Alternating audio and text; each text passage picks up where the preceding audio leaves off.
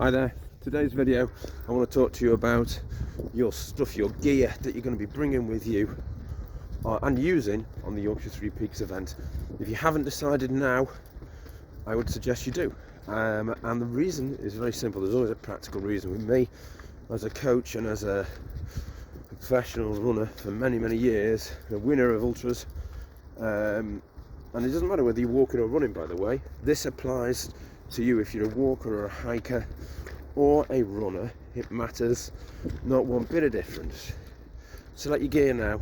If you haven't already got what you're going to wear, if you need to buy it, you haven't already got the gear you're going to use in the day, buy it as soon as you can and then wear it in training. So you might be like me today.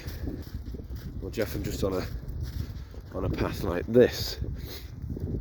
Why do I need to be doing this way in advance of my actual day? Well, I'll tell you right now, and the reason is that you should be utilising your gear so you know how it's going to perform.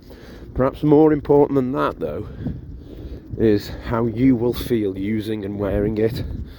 So when I was doing my training for the Welsh 3000s, which is a mountain ultra, if you know it, I would have a couple of different selections, because what I knew I was going to do on the day of the race, it's a very bumpy road with a van down there, sorry about that, was cycle through. So I'd have support stops that the organisers of the race put in place in two valley bottoms, and that will be very similar on your Yorkshire Three Peaks. You'll have stuff either with myself or with one of my support team, and you will visit me or them on our support stops, and you might change your gear around. So I would use, over the course of my months of training before my race, I would cycle through on different long runs. And it's really important to do this on the days of your longer walks, folks. I appreciate that you're likely to be walking the Yorkshire Three Peaks and not running it. Doesn't matter, it holds true for both. Get all the gear you're going to use. Get your spare gear, your backup layers, or whatever it is. Got 2 pairs of leggings, let's say, or 2 pairs of shorts, 2 pairs of trousers. You've got 2 tops you might use. One's going to go in your bag and one you're going to use. Use them both on different training walks. And then you're going to feel, for how they're going to use. And for stuff like other gear, for example, you might have... Oh, there's a heron just there. You won't have a heron, I don't think. Not in your bag, anyway. You might have walking poles. You might have a rucksack. Probably only going to have one of them. But the earlier you can get used to that bag with a bit of weight in. I'm not saying you have to, prep for the SAS fan dance or anything like that here, but put a bit of weight in the bag, roughly similar to what you're going to use on the day of your Yorkshire Three Peaks. If the answer to that is, well, I don't know yet, then pop comments in this post, or pop me a message or an email, and I can have a chat with you and I can advise you on that. There's no charge, by the way. Utilise there's an offer there, it's free of charge. Happy to help you. Please feel free to take advantage of that offer, and we'll have, you'll have a better idea then of, right, okay, if I hold the poles this way, they rub my hands after 3 miles. If I hold them this way, they feel fantastic.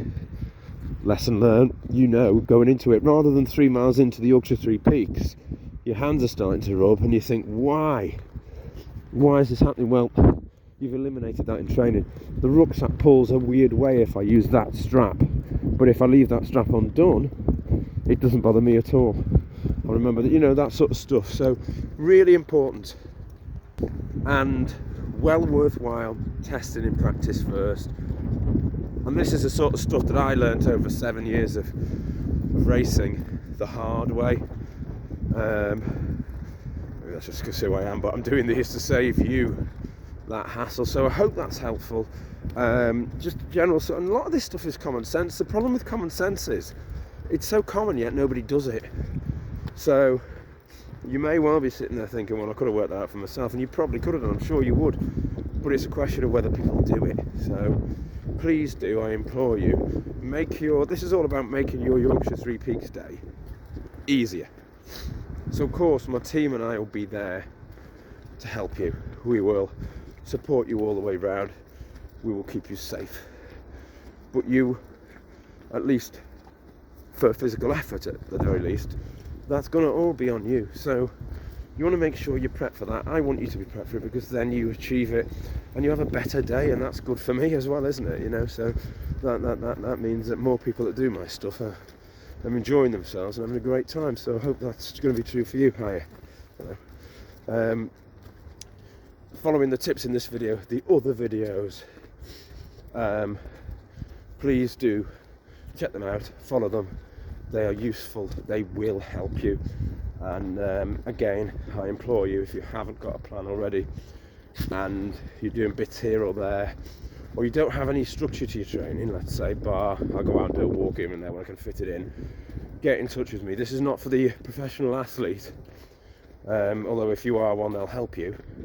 I've trained lots of different people at lots of different levels, for the Team GB athletes for the European Championships, or park runners who just want to be able to achieve the run easier, or hikers who just want to be able to complete the Yorkshire Three Peaks in a comfortable and safe way. I can help, so please do get in touch. See you soon.